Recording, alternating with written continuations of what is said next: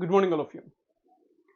So group 2 ఏపీపీఎస్సికి సంబంధించి executive, non executive సాధారణంగా ఏంటంటే ఆ పోస్టులు అనేవి చాలా పోటీతో కూడుకునేవి ఉంటాయి. గ్రూప్ 2లో ఎగ్జిక్యూటివ్ అయినా, నాన్ ఎగ్జిక్యూటివ్ అయినా. కానీ ఎగ్జిక్యూటివ్ పోస్ట్‌కి కొద్దిగా అధికార పరిధి ఎక్కువ. జాబ్ రోల్స్ అండ్ రెస్పాన్సిబిలిటీస్ ఆ యొక్క పోస్ట్ యొక్క బాధ్యతలు కానీ, వాటి ద్వారా వచ్చే అధికారాలు కానీ ఎక్కువగానే ఉంటాయి. సో వాటి గురించి మనం ఇప్పుడు మాట్లాడుకునే ప్రయత్నం చేద్దాం. అంటే నా ఉద్దేశం ఆ పోస్ట్‌కి ఎటువంటి సన్నద్ధత కావాలి. గ్రూప్ 2 మొత్తానికి ఒకటే సన్నద్ధత.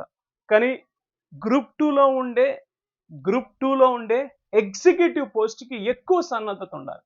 ఎందుకంటే అనేది ఇక్కడ వివరిద్దాం. సో ఎగ్జిక్యూటివ్ పోస్టులు, సో 2 రకాల పోస్టులు ఉంటాయి. Executive, non executive. సార్ ఏది డిఫర్ చేస్తుంది ఎగ్జిక్యూటివ్‌లో? నాన్ ఎగ్జిక్యూటివ్‌కి వచ్చేటప్పటికి మెజారిటీ పోస్టులు స్టేట్ వైడ్ పోస్టులు. ఎగ్జిక్యూటివ్‌కి వచ్చేటప్పటికి మెజారిటీ పోస్టులు జోనల్ వైస్ పోస్టులు. నాన్ ఎగ్జిక్యూటివ్‌లో స్టేట్ వైడ్ పోస్టులు ఎక్కువ. స్టేట్ వైడ్ పోస్టులు ఎక్కువ నాన్ ఎగ్జిక్యూటివ్. అంటే ఏవైతే పోస్టులు ఉన్నాయో. ఎగ్జిక్యూటివ్‌లో జోనల్ వైస్ పోస్టులు ఎక్కువ. పైగా ఎగ్జిక్యూటివ్ పోస్టులో పోటీ ఎక్కువ. ఆ పోటీ జోనల్ వ్యవస్థ పరిధిలో ఉంటుంది. మామూలుగానే పరిధి ఎక్కువ ఉంటుంది. పోస్ట్ యొక్క పరిధి ఎక్కువ ఉంటుంది. అధికారం ఎక్కువ ఉంటుంది. బాధ్యతలు ఎక్కువ ఉంటాయి. సోషల్ రెస్పెక్ట్, సమాజంలో ఉండే ఒక గౌరవం కూడా ఎక్కువ ఉంటుంది. సో ఇవన్నీ కూడా ఎక్కువ ఉన్నప్పుడు ఖచ్చితంగా ఆ పోస్ట్‌కి వెయిట్ ఎక్కువ ఉంటుంది. అలాగే ఈసారి మరి మామూలుగా మనకి 4 జోన్లు జోనల్ వ్యవస్థలో. కానీ ఈసారి జిల్లాల సంఖ్య పెరగటం వల్ల కావచ్చు, జోన్ల సంఖ్య 6కి చేరింది. 6 జోన్లు ఉన్నాయి sir. So we have 6 zones this time. కొత్త జోనల్ విధానంలో 6 జోన్లలో మనకి ఈ నోటిఫికేషన్ వచ్చే అవకాశం ఉంది. ఇంకా దానికి ఫైనలైజ్ అవ్వాలి. మోస్ట్లీ అదే అవ్వచ్చు కూడా. అది ఏపీపీఎస్సీ డిసైడ్ చేయాల్సి ఉంటుంది. సో మరి కొత్త జిల్లాలు వచ్చినప్పుడు ఇప్పుడు 4 జోన్లు ఉన్నప్పుడు ఉండే పోస్టులకి, 6 జోన్లు ఉన్నప్పుడు ఉండే పోస్టులకి తేడా ఉంటుంది. పోటీ ఎక్కువ అవుతుంది. కాబట్టి పరీక్షలో ప్రిపేర్ అయ్యే అభ్యర్థులు చాలా పకడ్బందీ ప్రణాళికతో వెళ్ళాలి. ఒక్కసారి మనకు ఉన్న పోస్టులు ఎగ్జిక్యూటివ్ కనుక చూసుకుంటే అసిస్టెంట్ రిజిస్టర్, సహకార శాఖల కోఆపరేటివ్ సెక్టర్లో assistant register, assistant labour officer, sub grade register 2, excise SI, junior employment officer, deputy tahsildar, executive officer, EO. So మరి ఈ deputy tahsildar most of the number of people ఎక్కువ పోటీ పడేది ఈ పోస్ట్కి. బట్ దీని గురించి మనకి ఏంటి అనేది అప్డేట్ రావాల్సి ఉంటుంది. సో మిగిలిన పోస్టులు ఇవి మనకి మామూలుగా ఎగ్జిక్యూటివ్లో ఉన్న పోస్ట్. ఓకే. సో పేర్లు కూడా చాలా ఒక మన పేరు పక్కన ఒక హోదాలా ఉంటాయి ఎగ్జిక్యూటివ్ పోస్టులో. నాన్ ఎగ్జిక్యూటివ్ పోస్టులకి చాలా పరిధి ఎక్కువే. కానీ ఎగ్జిక్యూటివ్ పోస్టులో కొద్దిగా అధికార పరిధి కానీ, సోషల్ రెస్పెక్ట్ అని ఎక్కువ. సో మరి ఎలా ఏంటి స్టేట్ వైడ్ పోస్ట్ ఉన్నప్పుడు రాష్ట్రంలోని అన్ని జిల్లాల అభ్యర్థులకి కేటగిరీ వారీగానే పోటీ. ఇది state wide post. Zonal post ఉన్నప్పుడు ఏంటంటే కేటగిరీ వారీ పోటీతో పాటు జోన్ పోటీ. కాబట్టి ఈ జోన్ అభ్యర్థి పక్క జోన్కి వెళ్తే నాన్ లోకల్ అయిపోతారు. సో అలా ఉంటుంది. కాబట్టి పోటీ ఎక్కువ ఉంది కాబట్టి ప్రతి దశ దాటాల్సిందే. అంటే సార్ ప్రిలిమ్స్ కూడా మనకి ఇలాగే ఉంటుందా అంటే, మనకి కట్ ఆఫ్ కానీ, మెరిట్ లిస్ట్ కానీ, మెయిన్స్ పరీక్ష ప్రిలిమ్స్ క్వాలిఫై అయితే చాలు. కట్ ఆఫ్ కానీ లేదంటే కట్ ఆఫ్, అలాగే మెరిట్ లిస్ట్, మెయిన్స్ ఆధారంగానే. ప్రిలిమ్స్ అనేది కేవలం క్వాలిఫైయింగ్ ఇన్ నేచర్. కానీ పోయినసారిలా ప్రిలిమ్స్ ఉండదు, గుర్తుపెట్టుకోవాలి.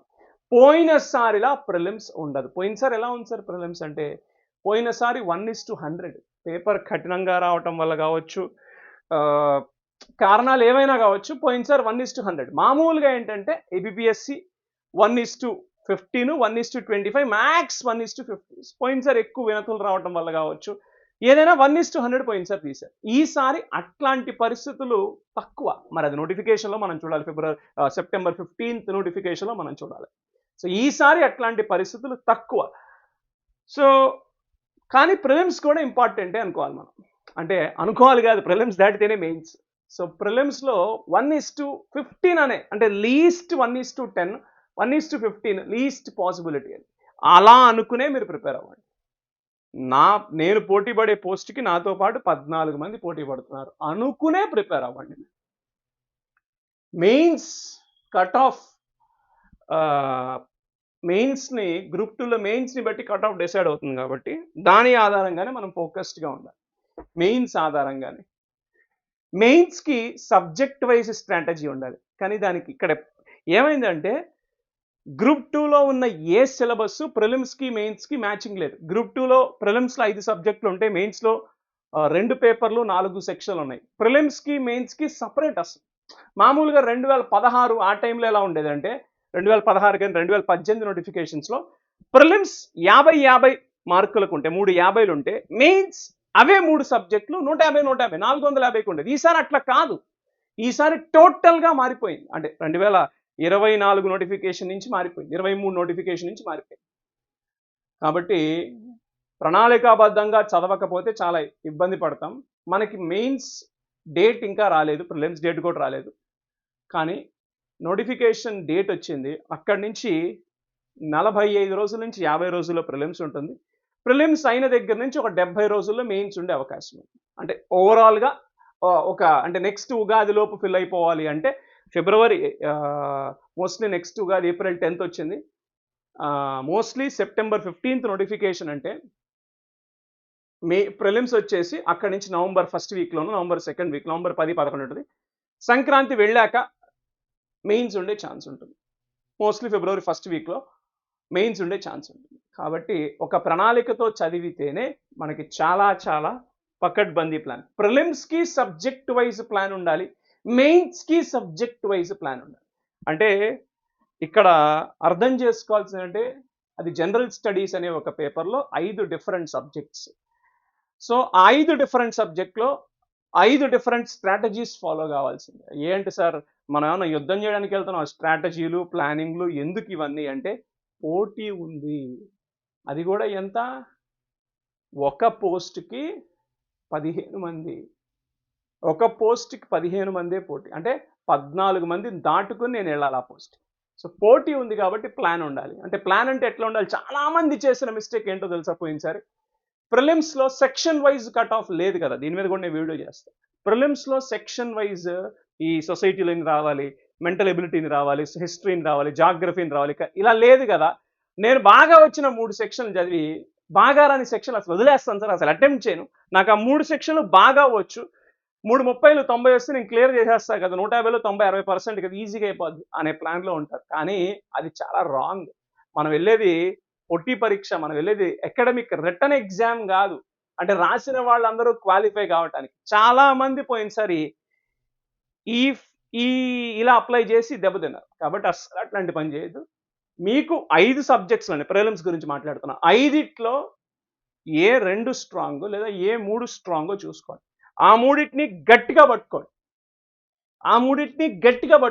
5ట్లో 3 7, 3 లేదా 2 కనీసం స్ట్రాంగ్, మిగిలిన 3 యావరేజ్ చేసుకోండి. అంటే 30 మార్కుల పేపర్లో నేను 22, 23 దాటుతున్నానంటే నేను స్ట్రాంగ్ అవుతాను.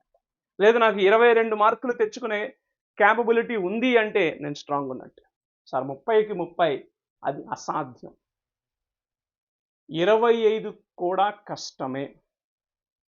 రియాలిటీ మాట్లాడుకోవాలి. సార్ నేను మళ్ళీ చెప్తున్నా, 25 కూడా కష్టం.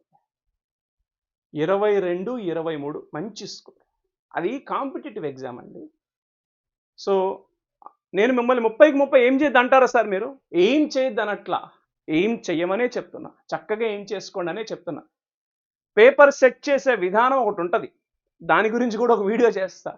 ఓకే, సో కాబట్టి నేను ఎట్లా ప్రిపేర్ అవ్వాలి, ఎగ్జిక్యూటివ్ పోస్టులు ఏంటి చూపించి ఒక ప్లాన్ ఉండాలి అని చెప్పటం నా ఉద్దేశం. ఇక్కడ ఒక పర్ఫెక్ట్ ప్లాన్ ఉండాలి. ఆ ప్లాన్ ఏంటి అంటే ప్రిలిమ్స్కి బాగా స్ట్రాంగ్గా ఉన్న 2 సబ్జెక్టులు గట్టిగా ఫోకస్ చేయండి. 22 వస్తున్నాయా, 25 దాటడానికి ప్రయత్నించండి. సార్ నాకు హిస్టరీలో చాలా తక్కువ సార్ స్కోరు, ఒక 12, 15 మార్కులు తెచ్చుకోవడానికి ప్రయత్నించాను. సార్ నాకు అసలు సొసైటీ అసలు 0 సార్, నేను ఎప్పుడు చదవలేదు. అదొక 15 మార్కులు తెచ్చుకోవడానికి. సొసైటీ అంతా దానికి ఒక ప్లాన్ ఉంది, దానికి కూడా చెప్తాను. సో లేదు సార్ నేను geography super strong sir, society super strong sir. 22 వస్తున్నాయా? 25 చేసుకోండి. ఎందుకంటే 60లో వెళ్తున్న బండిని 90కి తీసుకెళ్ళటం ఈజీ. 0లో ఉన్న బండిని 60కి తీసుకెళ్ళటం కష్టం. కాబట్టి అదే స్ట్రాటజీ ఫాలో కాండి. ఎగ్జిక్యూటివ్ పోస్టులు కట్ ఆఫ్ ఎక్కువ ఉంటుంది జనరల్గా, ఎందుకంటే జోన్కి వచ్చేటప్పటికి పోటీ ఎక్కువ ఉంటుంది కాబట్టి. ప్రిలిమ్స్ వరకు మనకు ఆ ఇబ్బంది లేదు, మెయిన్స్గా ఆ పోటీ అంతా అనలైజ్ చేయాలి. ఇనీషియల్ టార్గెట్ ప్రిలిమ్స్, ఆ ప్రిలిమ్స్కి తగ్గట్లు మనం ఫోకస్ చేసుకోవాలి. ఓకే, సో పక్కా ప్లాన్తో వెళ్ళండి. ప్లాన్ లేకుండా ప్రిపేర్ అయితే మాత్రం చాలా ఇబ్బంది పడతారు. నేను మళ్ళీ చెప్తున్నాను, నేనేమన్నా ఇల్లు కడుతున్నానా లేదా నేనేమన్నా యుద్ధానికి వెళ్తున్నానా ప్లాన్లు వేసుకుని స్ట్రాటజీలు వేసుకుని వెళ్ళటానికి అని సరదాగా మాట్లాడుకోవడానికి బాగుంటాయి. కానీ మనం వెళ్ళేది కాంపిటేటివ్ ఎగ్జామ్, అది కూడా చాలా మందికి ఈ జాబ్ వస్తే ఇంకా లైఫ్ సెట్ అనుకునే పొజిషన్. కాబట్టి ఖచ్చితంగా ప్లాన్ ఉండాలి, ఖచ్చితంగా ప్లాన్ ఉండాలి. నేను ఒకటి చెప్తున్నా, 2+3 అనే విధానం. 2 స్ట్రాంగ్, 3 వీక్ యావరేజ్, లేదు 3 స్ట్రాంగ్ 2 యావరేజ్. సార్ నేను అసలు దేంట్లోనూ స్ట్రాంగ్ కాదు సార్, నేను అసలు 0 అనుకుంటే బేసిక్స్ స్ట్రెంథెన్ చేసుకోండి, బేసిక్స్ని యావరేజ్ చేసుకోండి, బేసిక్స్ కష్టపడండి. సార్ నేను అసలు నాకు ప్రిపరేషనే లేదు సార్, మీరు కరెంట్ అఫైర్స్ ఫోకస్ చేయండి. నేను అసలు దేంట్లోనూ స్ట్రాంగ్ కాదు సార్, నేను అన్నిట్లోనూ 0. మేము కూడా 0 నుంచే స్టార్ట్ అయ్యాం సార్. కరెంట్ అఫైర్స్ స్ట్రాంగ్ చేసుకోండి, కరెంట్ అఫైర్స్ మీకు మెయిన్స్ కూడా ఉపయోగపడుతుంది. హిస్టరీ స్ట్రాంగ్ చేసుకోండి, అలాగే సొసైటీ స్ట్రాంగ్ చేసుకోండి. అంటే జాగ్రఫీ లేదంటే మెంటల్ ఎబిలిటీ వద్దా సార్ అంటే, ఇంకా మీరు మెంటల్ ఎబిలిటీ, ఎందుకంటే మనకు మెంటల్ ఎబిలిటీ మెయిన్స్లో లేదు, ఇవి లింక్డ్ సబ్జెక్ట్స్ కొన్ని మెయిన్స్లోనే. నేను సొసైటీ ఎందుకు చెప్పానంటే దాంట్లో ఉన్న వెల్ఫేర్ ఎకనామిక్స్, గవర్నెన్స్లో పాలిటీలో వచ్చే ఛాన్స్, దీంట్లో ఉండే కాన్స్టిట్యూషనల్ రిఫార్మ్స్ మెయిన్స్లో వచ్చే ఛాన్స్ ఉంది పాలిటీలో. కరెంట్ అఫైర్స్ ఎందుకు చెప్పానంటే ఇక్కడ ఉండే ఎకానమీ పాలిటీ మెయిన్స్లో సబ్జెక్టుగా ఉన్నాయి. ఇక్కడ current economy, current polity, current science, science and technology మెయిన్స్లో వచ్చే ఛాన్స్. సో నేను 0 అనుకున్న వాళ్ళు హిస్టరీ మెయిన్స్లో ఉంది మనకి, కాకపోతే అక్కడ ఏపీ హిస్టరీ ఉంది, ఇక్కడ ఇండియన్ హిస్టరీ ఉంది. ఓకే, నేను 0 అనుకున్న వాళ్ళు హిస్టరీ ఫోకస్ చేయండి బాగా, కరెంట్ అఫైర్స్ ఫోకస్ చేయండి బాగా, సొసైటీ ఫోకస్ చేయండి బాగా. All the best. వీడియో నచ్చితే లైక్ చేయండి, షేర్ చేయండి, ఛానల్ని సబ్స్క్రైబ్ చేసుకుంటే ప్రతి వీడియో మీ దాకా వస్తుంది.